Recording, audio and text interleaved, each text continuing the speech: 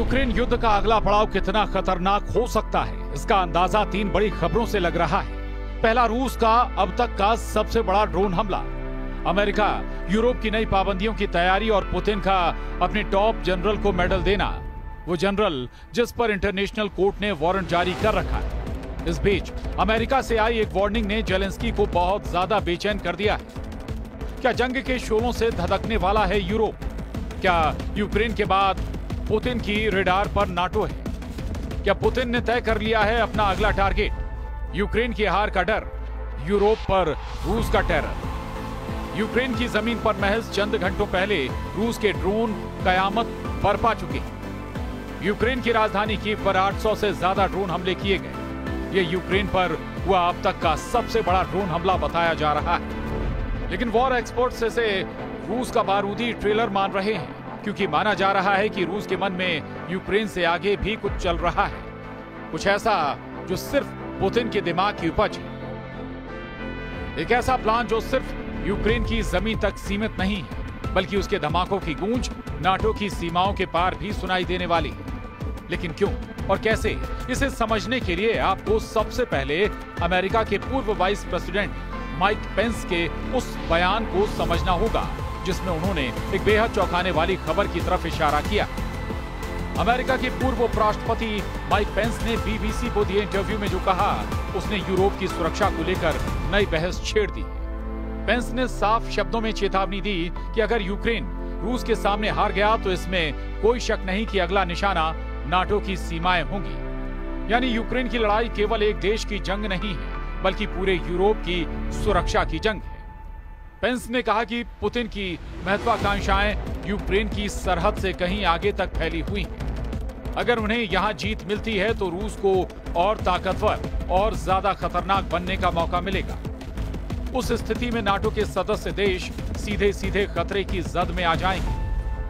उनका यह भी कहना है कि अमेरिका को एक बैकस्टॉप यानी सुरक्षा की गारंटी के तौर पर खड़ा रहना होगा, जबकि यूरोपीय देशों को इस जंग का असली नेतृत्व करना होगा।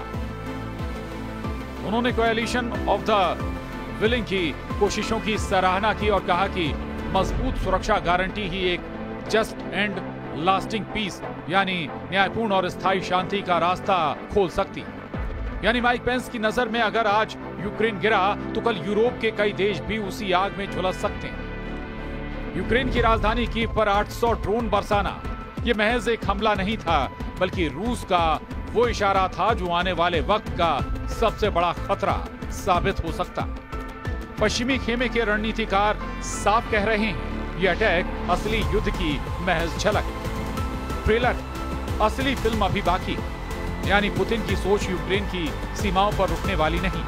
उनका विजन है यूरोप को सीधा डर और दहशत के साए में धकेलने का। अब जरा सोचिए, जब ड्रोन की बरसात ने एक ही रात में यूक्रेन की नींद उड़ा दी, तो अगर यही खतरनाक खेल नाटो की जमीन पर शुरू हो जाए तो हालात क्या होंगे? यही वजह है कि वॉशिंगटन से लेकर पेरिस और बर्लिन तक हलचल मची है। नई पाबंदियों की लिस्ट तैयार हो रही है। रूस की एनर्जी कंपनियों, उसके बैंकों और उसके ग्लोबल सप्लाई नेटवर्क पर सीधा वार करने की प्लानिंग चल रही है। लेकिन इतिहास गवाह है, रूस कभी भी दबाव में झुकता नहीं।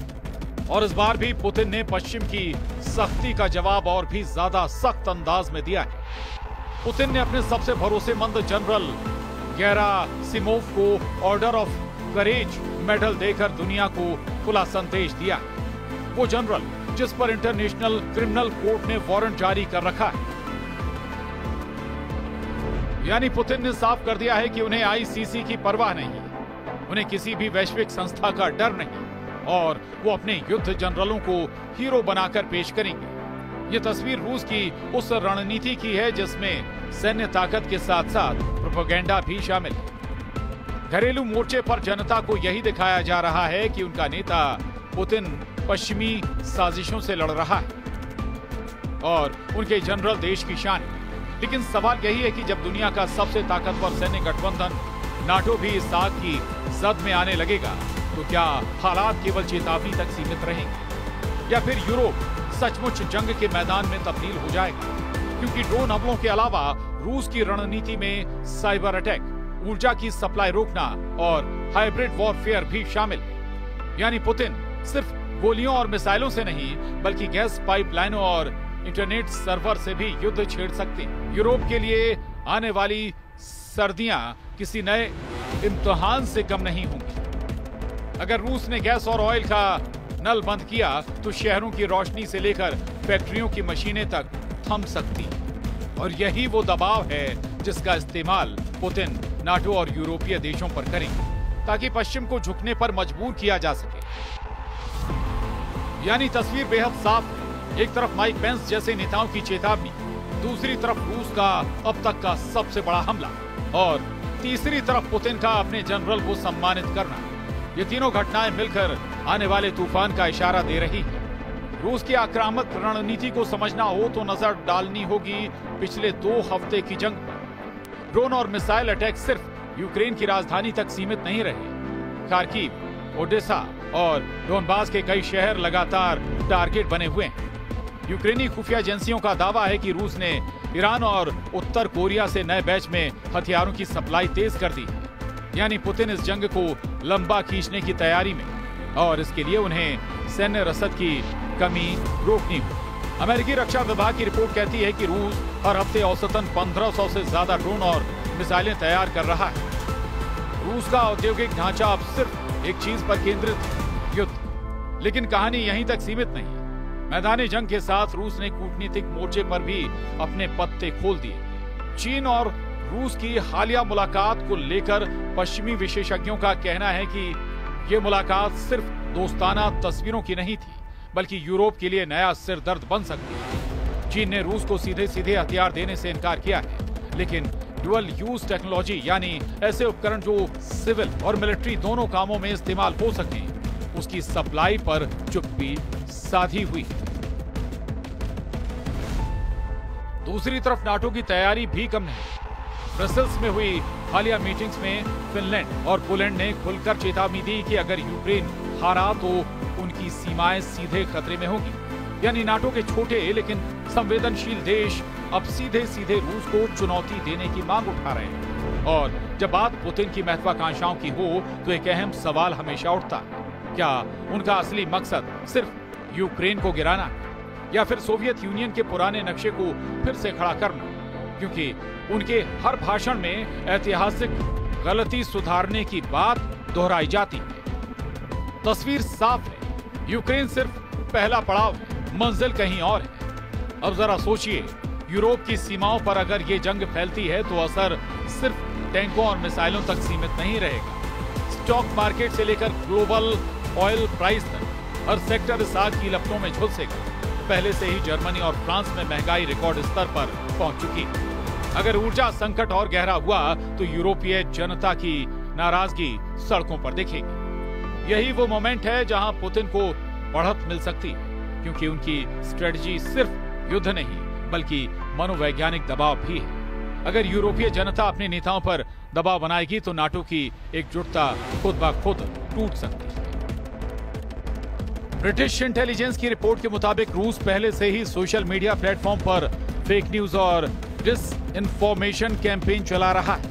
यानी यूरोप के भीतर से ही यूरोप को अस्थिर करने की कोशिशें शुरू हो चुकी हैं। तो सवाल यही, क्या ये सब मिलकर यूरोप को उस खाई की ओर धकेल रहे हैं जहां से वापसी नामुमकिन होगी, या फिर अमेरिका और नाटो अपने संयुक्त मोर्चे से रूस को रोक पाएंगे? इतिहास हमें यही बताता है, हर बड़ी जंग पहले चेतावनी बनकर सामने आती है और इस बार चेतावनी यूक्रेन की जलती हुई धरती से उठ रही है, जिसकी गूंज यूरोप तक सुनाई दे रही है। लेकिन इस पूरी जंग का सबसे बड़ा हथियार सिर्फ मिसाइलें और ड्रोन नहीं है, असली बारूद है प्रतिबंधों की सियासत। अमेरिका ने रूस को दबाने के लिए जिस सेकंड स्टेज सैंक्शंस का रास्ता चुना है उसे समझना बेहद जरूरी है। डोनाल्ड ट्रंप ने अपने नए फरमान से साफ कर दिया है कि रूस पर अब सिर्फ सीधी पाबंदियां नहीं लगेंगी, बल्कि जो भी देश रूस की मदद करेगा वो भी अमेरिकी शिकंजे में आएगा। इसे कहते हैं सेकेंडरी सैंक्शंस, यानी रूस के साथ बिजनेस करने वालों पर भी वही सजा जो रूस पर लगाई जा रही है। सोचिए इसका असर कितना बड़ा होगा। रूस से तेल खरीदने वाले, रूस से टेक्नोलॉजी लेने वाले, यहाँ तक कि उसके बैंकों से ट्रांजैक्शन करने वाले भी अब अमेरिकी रडार पर होंगे। यानी ये जंग रूस बनाम अमेरिका नहीं रहेगी, बल्कि रूस के साथ खड़े देशों बनाम अमेरिका और उसके सहयोगियों में बदल जाएगी। और यहां सबसे बड़ा सवाल उठता है, भारत जैसे देश पर इसका असर कैसा होगा। भारत ने अब तक रूस से सस्ती कीमत पर कच्चा तेल खरीदा है, लेकिन अगर अमेरिकी सेकेंडरी सैंक्शंस लागू हो गए तो भारतीय कंपनियों और बैंकों पर भी असर पड़ सकता है। भारत को अपनी ऊर्जा सुरक्षा और रणनीतिक रिश्तों के बीच बेहद नाजुक संतुलन साधना होगा, क्योंकि अमेरिका की कोशिश साफ है, रूस की सप्लाई लाइन तोड़ना, उसे अकेला करना और उसके युद्ध के इंजन को ठप करना। लेकिन एक सच ये भी है कि रूस को कभी भी प्रतिबंधों से रोकना आसान नहीं रहा। 2014 में क्रीमिया पर कब्जे के बाद भी पुतिन पीछे नहीं हटे, बल्कि और मजबूत होकर लौटे।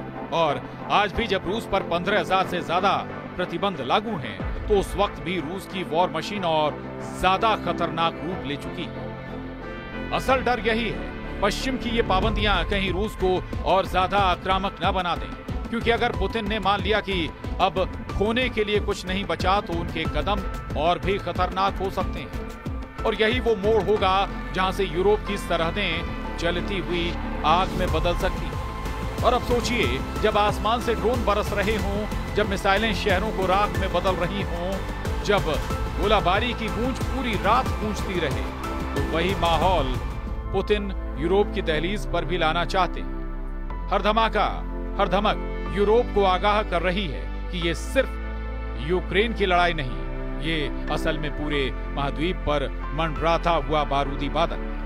अगर रूस ने नाटो की सरहदों पर एक ही मिसाइल दाग दी, तो फिर खेल सिर्फ दो देशों का नहीं रहेगा, ये तीसरे विश्व युद्ध की दहशत में बदल जाएगा। जरा सोचिए, ड्रोन का झुंड अगर पेरिस के आसमान में मंडराए, मिसाइलें अगर वारसा की दीवारें तोड़े, साइबर अटैक से अगर लंदन की बत्तियां बुझ जाएं, तो यूरोप का नक्शा किस तरह बदल जाएगा। और यही वो पल है जहां रूस सिर्फ बारूद से नहीं, बल्कि डर से लड़ाई जीतना चाहता है। पुतिन का दांव साफ है, हर धमाका, हर मिसाइल, हर ड्रोन सिर्फ जमीन पर वार नहीं करता, बल्कि यूरोप की हिम्मत और उसकी एकजुटता को भी तोड़ने की कोशिश करता है। यानी खेल अब खुल चुका है, एक तरफ नाटो के बारूद के ढेर, दूसरी तरफ पुतिन की मिसाइलों का तूफान, और बीच में फंसा पूरा यूरोप। सवाल यही है, क्या ये धमाके सिर्फ चेतावनी है या फिर असली महायुद्ध की शुरुआत?